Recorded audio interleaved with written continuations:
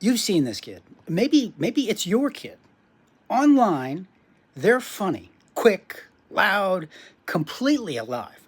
Then they come to the dinner table, and somebody, it's like they flipped a switch or something. Flat, quiet, answers questions in one word. And when you suggest like calling a friend or something like that, you get, I just play with them online.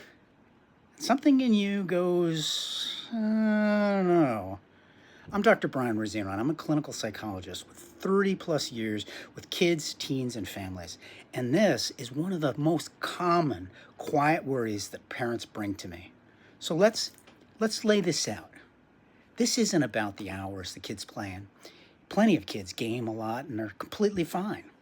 This is for the parent whose gut is already telling them the screen, that doesn't seem like that's a hobby anymore. And it started to be maybe more of a hiding place. Here's the thing that we really need to keep in mind. The game isn't usually the problem. The game is the solution. It's the solution that your kid found. Think about what screens offer a kid who finds people hard. No awkward silences, no faces to read in real time, and an exit. If it gets uncomfortable, boom, they're gone. That's not a vice. That's a smart kid solving a really real problem. So yes, heavy screen use and thin social life, they often show up together. But the screen is the coping. It's not the cause. And that's where a lot of us get confused because the two things almost every parent tries are making the exact same mistake when we try to solve this problem. Take the games away, and that removes the coping. And they say, just go outside, go make friends, go make plans with somebody, would you? Completely understandable. That demands an outcome, a finished product, one that takes away the thing that's helping, and the other asks for the thing they can't do yet. Pulling the console and telling the struggling kid to go make friends are the same move wearing different clothes. And look, that reach for the game instead of the hard in the person moment, that's the same reflex for us, reaching for the phone. Same reflex, different scene. So why does Go Make Friends backfire so badly? Because it assumes the skill is already there and your kid is just not using it. But if the skill is actually thin, Go Make Friends is like telling a kid who can't swim to just jump in. It adds pressure and shame to the exact thing they already think is very scary and difficult.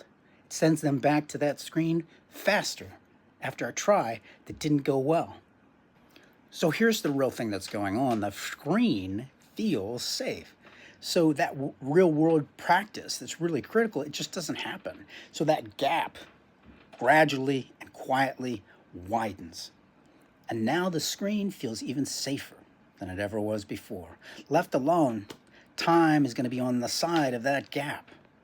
Now, no friends is a symptom. It's not a diagnosis. Underneath it, I usually find there's a few things going on, like social anxiety, the fear of getting it wrong, or being really embarrassed, trouble keeping up with fast back and forth conversations, or honestly, the most common one and the most fixable is the logistics problem.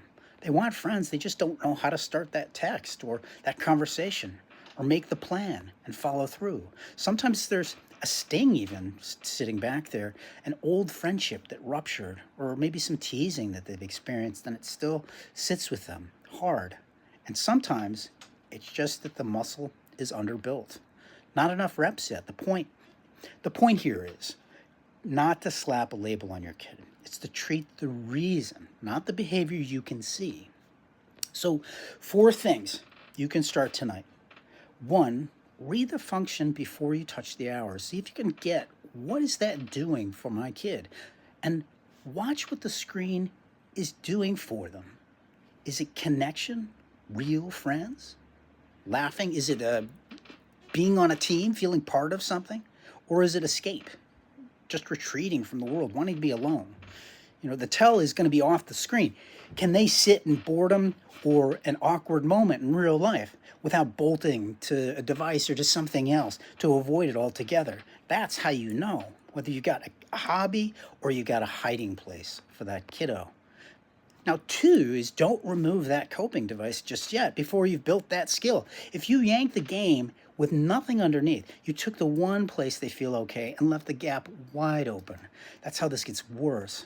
Shrink it gradually while you add those reps. Don't confiscate it. Three, add low stake reps, not big leaps, not go make friends. That's pretty big. Limit it to one friend, 1 hour with maybe a built-in activity. So they're not just staring at each other or saying, what do you want to do? I don't know. What do you want to do? Something to do. Let them order food. Let them make the call on what's happening. Start helping them generate ideas before. So it's reps. It's not leaps. Succeeding at something tiny. And that beats failing at something huge every time. Now, four is just see if you can stay curious instead of prescriptive. I mean, that anxiety really makes us want to start to tell them what to do.